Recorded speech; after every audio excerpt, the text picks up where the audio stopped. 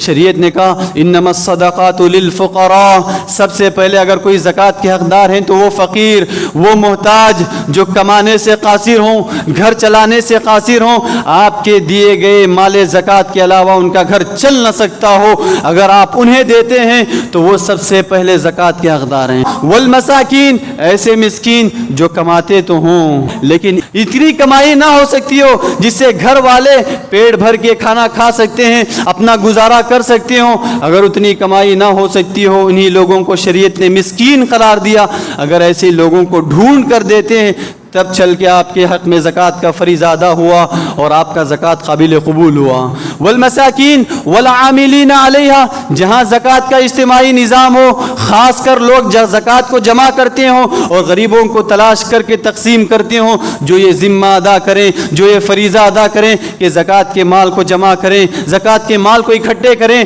اور غریبوں کے پاس لے جا کر پہنچائیں، تو یہ جو کام کرنے والے ہیں زکوٰۃ کے سلسلے میں انہیں زکوٰۃ کا مال دیا جائے گا، زکوٰۃ کے مال سے ان کی مدد کی جائے گی۔ کہا والمؤلفۃ قلوبہم، دیکھیے موجودہ ماحول میں، موجودہ معاشرے میں زکوٰۃ کے اس فریضے پر عمل کرنا بہت ضروری ہے۔ حالات کا تقاضا ہے کہ آج موجودہ معاشرے میں جیسے کچھ حالات ہیں ان حالات کے لحاظ سے زکوٰۃ کے اس مصرف پہ عمل کرنا بہت ضروری ہے۔ قرآن مجید نے کہا اگر کسی غیر مسلم کو دیکھتے ہو وہ اسلام کے تعلق سے اچھا رجحان رکھتا ہے، اسلام کے تعلق سے اچھی سوچ رکھتا ہے، لیکن وہ غیر مسلم ہے، کافر ہے، مشرک ہے، تو زکوٰۃ نکالنے والے ایسے لوگوں کا خیال کریں، ایسے لوگوں کو زکوٰۃ کا پیسہ دیں، زکوٰۃ کا مال دیں، تاکہ آپ کے مال زکوٰۃ کو دیکھ کر، آپ کی رحم دلی کو دیکھ کر وہ اسلام قبول کر لے، وہ مسلمان ہو جائیں۔ اور دوسری چیز، اگر کوئی ایسا کافر جو مسلمانوں کا سخت دشمن ہو، اگر اس کو مال زکوٰۃ دیں گے تو وہ مسلمانوں کو تکلیف نہیں پہنچائے گا،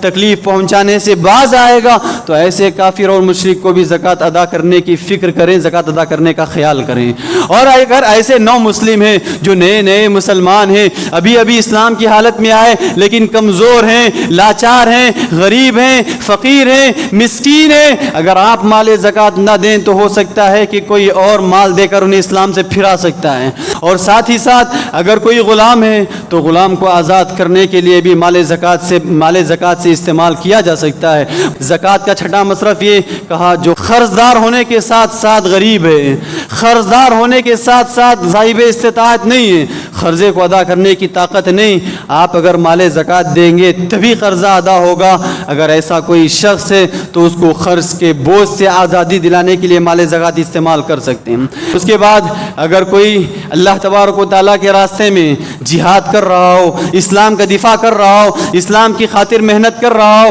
اسلام کی سربلندی کی خاطر اپنے جان و مال کی قربانی دے رہا ہو، ایسے لوگوں کی تیاری کرے، ایسے لوگوں کی تیاری کے سامان فراہم کرنے کے لیے اگر مال زکوٰۃ استعمال کرنا چاہے تو کر سکتے ہیں۔ زکوٰۃ کا ایک آخری مصرف، اگر کوئی شخص مسافر ہے، مسافر ضروری نہیں کہ غریب ہو، مسافر اگر مالدار بھی ہے، مالدار اگر حالت سفر میں محتاج ہو جائے، پیسہ گم ہو گیا، ضرورت مند ہو گیا، اب وہ مانگنے کے لیے آ گیا، اگر آپ دیکھ رہے مالدار ہے، اچھا کھٹا نوجوان ہے، دیکھنے سے صاحب دولت لگ رہا ہے، اس کے باوجود اگر اسے مال زکوٰۃ دینا چاہیں تو دے سکتے ہیں، تاکہ وہ اس سفر کی تھکان، سفر کی مشقتوں کو ختم کر کے اپنی منزل کو بآسانی پہنچ سکے۔ ان 8 مصرف سے ہٹ کر کسی بھی راستے میں اگر زکوٰۃ ادا کرتے ہیں تو زکوٰۃ ناقابل قبول ہے۔